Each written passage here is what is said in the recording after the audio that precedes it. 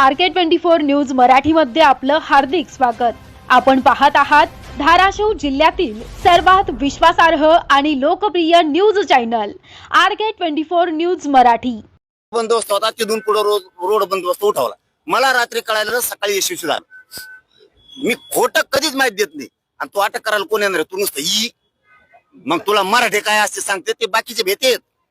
ईडीचं भेव वाटत, आमच्याचं भेव वाटतं, माझ्याजवळ काय घंटे ईडीला फेडीला। तू नुसतं पडून येईन, तू अटक करून दाखव, मग मराठ्यात तुला कळण राज्यात काय। यांना काय झालं, यांना एक माज आलाय, यांच्या डोक्यात एक शब्द गेलेला आहे, आपलं कोणी काही करीत नाही। बहुमताने आलो, त्यांना माहितच नाही मराठ्यांनी निवडून दिलं। हे मुसलमानाच्या मागे लागले, त्यांना वाटलं आमचं कोणी काही करीत नाही।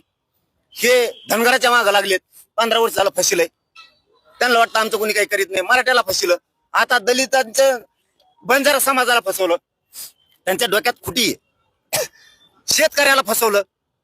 आता तुम्हाला दाखवतो, तुमच्या डोक्यात जे आहे ना, आमचं कोणी काही करू शकत नाही। आता मी दाखवतो तुम्हाला 29 ऑगस्टला तुमचं कोण काय करीत, त्यांना पळता भुईच कमी करतो बघा, करतो कुठेतरी घाव घालण्याचा प्रयत्न आहे का सरकारचा? हे आंदोलन मोडीत करण्याचा प्रयत्न नाही। इमानदारी जर इकली तर फडणवीस काही पण करू शकते, पण त्यांना माहित नाही मनोज जरांगे काही पण करू शकतो, मराठे सुद्धा काही पण करू शकते।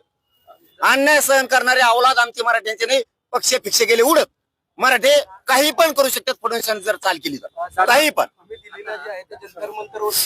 आंदोलनाच्या समर्थनासाठी गेला होता, आता जनजींना काय आव्हान असेल? नाही, मी आव्हान नाही करत कोणाला। मी मंत्र्याला बी कधी बोलत नाही।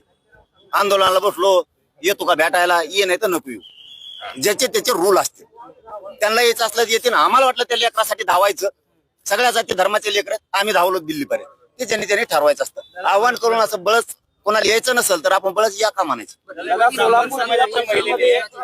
मात्र प्रसादला असं म्हणतात की मी असेपर्यंत जरांगेंना उपोषणाची वेळ येऊ दे। अरे बाबा, त्या प्रसाद लाड भाऊला एकटं मरमर करून काय करीन ते? एकटं तर पडत काय करणार? विखे पाटील तर पडत आहे वरूनच, काय म्हणतात ना त्याला, आडात नाही पावऱ्यात कोडून यायचं। फडणवीसाची हिरच कोरडी पडली, शेतकऱ्यासाठी, मराठ्यासाठी, धनगरासाठी। आता त्यांच्या डोक्यातली खुटी काढायची मला। सगळ्यात आधी माझं ती पण आहे, प्रमाणपत्राचा एक विरुद्ध होऊन देणार नाही, मराठ्यांनी टेन्शन घ्यायचं नाही, पक्का आरक्षण आपलं ते बरं का। पण यांच्या डोक्यात जे आहे ना, आपलं कुणी काही करू शकत नाही बहुमतावर, यांना 24 का पहिला दाखवतो मी आता। सोलापूर जिल्हा परिषदेमध्ये एक ठराव मंजूर करण्यात आला आहे। शिवरत्न जे गेल्या अनेक वर्षापासून ते नाव आहे, ते बदलून माजी पंतप्रधान अटल बिहारी वाजपेयी यांचं नाव देण्याचा घाट आहे किंवा निर्णय झालेला आहे।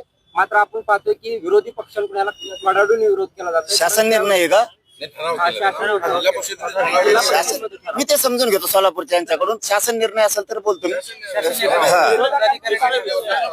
आहे, मी त्यांच्याकडून समजून घेतो। जी गोष्टच मला माहित नाही ती।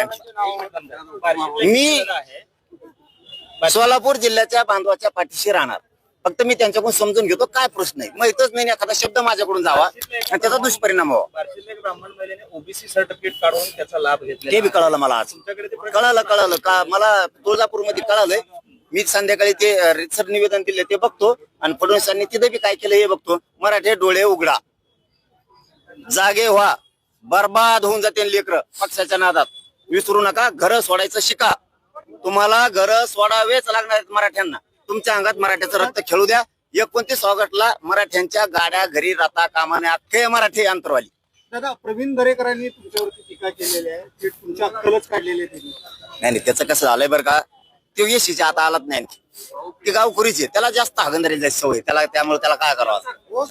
बातम्या आणि जाहिरातांसाठी संपर्क राहुल अंकुश कांबळे, मुख्य संपादक 98 81 85 85 40। सबस्क्राईब करा RK24 न्यूज मराठी। ताज्या अपडेट्ससाठी लाईक, शेअर, कमेंट करा। RK24 news Marathi